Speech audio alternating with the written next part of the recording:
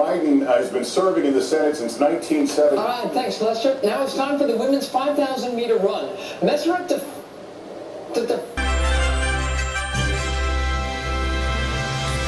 Okay, we're back, but that would appear evident, wouldn't it? Equipos que siguen en pie de lucha para lograr una medalla. Bueno, pero vamos al agua.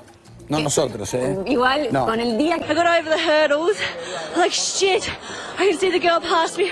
And swimmer Rebecca Adlington has done Team GB proud tonight. Look at the way Nastia can just take that slender, athletic body and bend it. It's time for you to get the news, travel and weather where you are.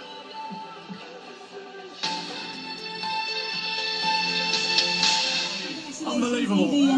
Fucking amazing. Silver medal position. Fucking great. Okay.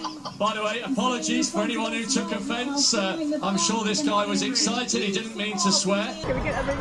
Yeah, sure. Oh my goodness me. You're right. There we are. We had a terrible moment there. Health and safety. Are you okay? Right. Okay. There we are. Cyclists are programmed for victory. So it's easy to understand why Cavendish was so upset in the face of defeat. Was Tour de France tiredness a factor, perhaps? No, stop asking stupid questions. Do you know what that's like? Yes, just 5 days to go before the opening ceremony, and the Olympic flame makes a very poignant stop here in South London with Doreen Lawrence, mother of murdered teenager Stephen. You're going to be carrying it from Lewisham to Wandsworth today? Yeah. لم تسنح لي متابعة الدقائق لم تسنح لي مقابلة الدقائق الأولى من هذه المباراة. اللهم إني صايم.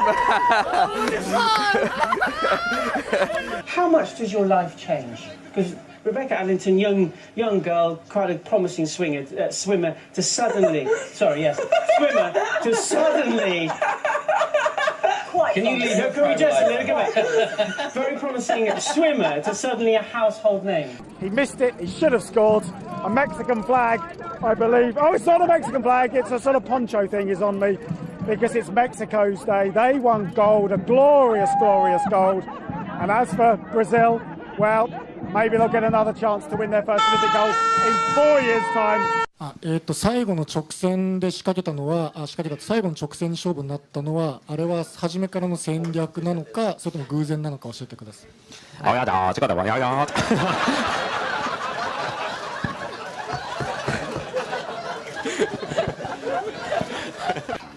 And the question is, how do we now keep it all going? How are we going to keep the momentum of the Olympics? What else do we do now? I think we just have an orgy of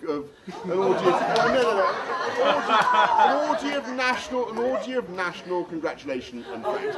Men's golf is going to be playing for the gold medal at the Olympics. That hasn't happened since 1904. The sport returns. Women's golf will be played in a couple of weeks for the gold medal here at the Olympic Games. But in the sport of golf, a very historical moment has just occurred live on Golf Channel as Jim Furyk, one of the 6 men to shoot the lowest score in PGA Tour history, 59. That there are some young African-American girls out there who tonight are saying to themselves, hey, I'd like to try that too. More from London in a moment.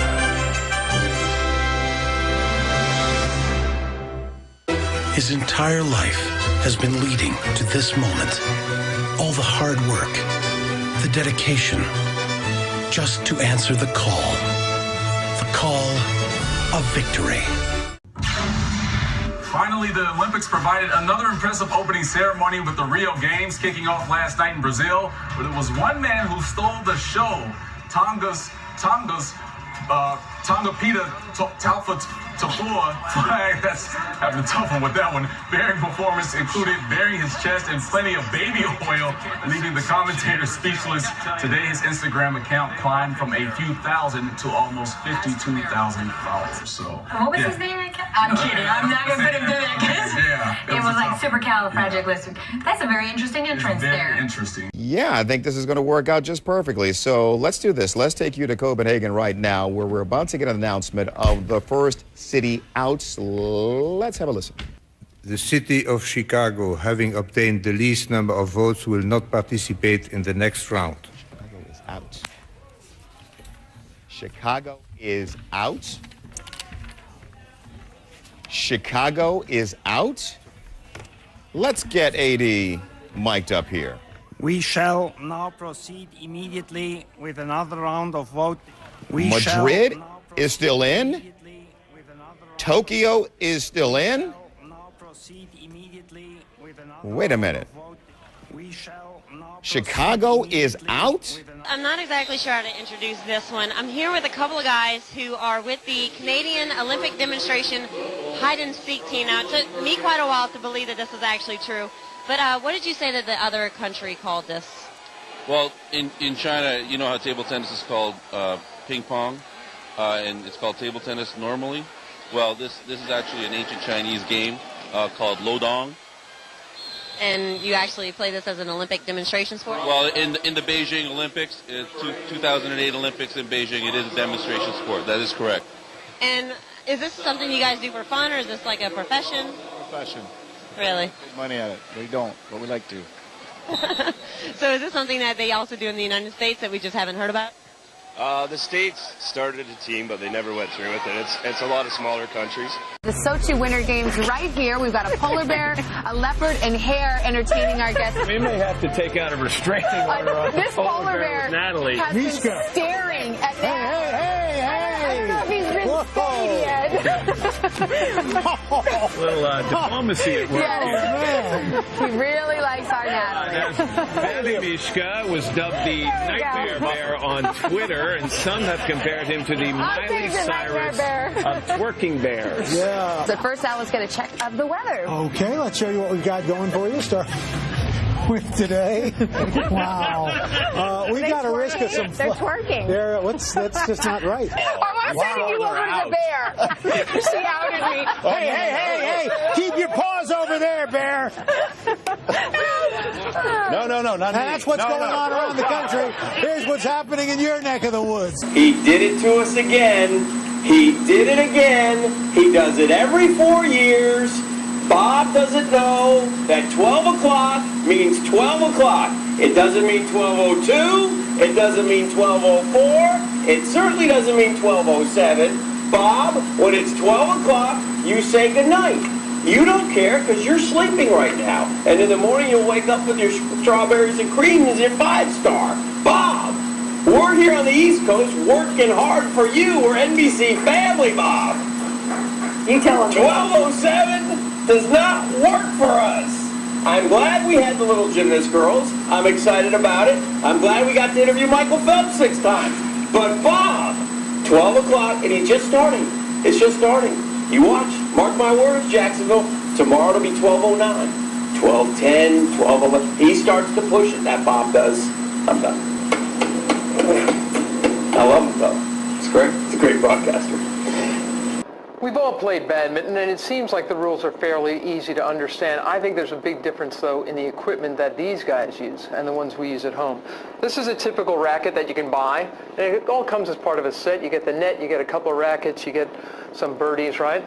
And this is an okay racket, but compare it with this one.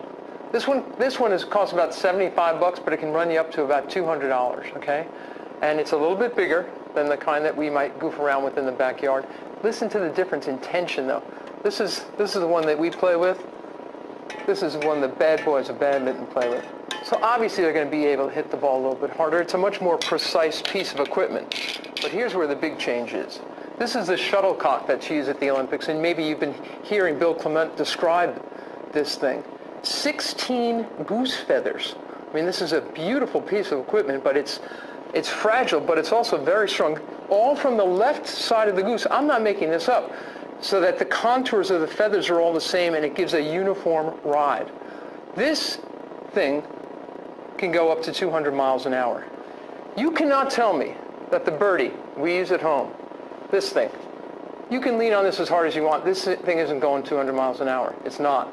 And even though it doesn't look sophisticated, it has a tree-seeking device implanted in it somewhere. I don't know where, but I've played a lot of badminton with my kids. By the 7th shot, this thing's up in the tree, okay? So then what does your kid do? She says, Mommy, I'll get it down. Throws a racket up in the tree. Now your racket's up in the tree. She says, don't worry, I'll get that down. So now your kid goes into the garage and goes and gets the red rubber ball which should come as standard equipment in any kind of backyard badminton set. Throws that in, that immediately gets impaled. So she goes to get something else to get to get one of these things down, okay? Now there are kids from all over the neighborhood that have come into your backyard, and they're emptying out your garage, throwing stuff at your tree, all right? You realize suddenly you own 18 basketballs. You've got 9 footballs, okay? There's softballs flying through the air. The tree is now groaning with children and equipment, all right? Someone's turned on the hose. Badminton is a water sport. They're trying to get this thing down with a hose. And somehow, mothers from all over the neighborhood hear that badminton is being played at Mary's house. They're dropping off their kids. They know it's an all-day affair. They know it's going to involve 17 other sports. They're dropping off their kids. They're leaving skid marks, okay? You've got Colleen Clark up in the tree trying to get down a SpongeBob SquarePants beach ball with a hockey stick, okay? There's pool sticks flying through the air like javelins, and you hear yourself saying, somebody's going to poke an eye out. It just never ends. Everything is going on, right? Then you see Christopher Burr, and it's always Christopher Burr. He takes a rollerblade, throws it up at the tree, hits your car, you got a dent in your Jeep. You realize you better get your Jeep out of the way, and you also realize that for the first time in 7 years, you can actually pull your car into the garage because there's no sporting equipment there anymore. Not even the inflatable raft that hasn't seen action since the baby duck rescue of 1997. You pull your car into the garage, and as you do, your other kid is coming out. He's on the phone with R.T. Murphy. He sizes up the situation and says, hey, come on over, we're playing badminton. That is a sport that I know, and that's probably a sport that you know as well. Olympic badminton is coming back after this.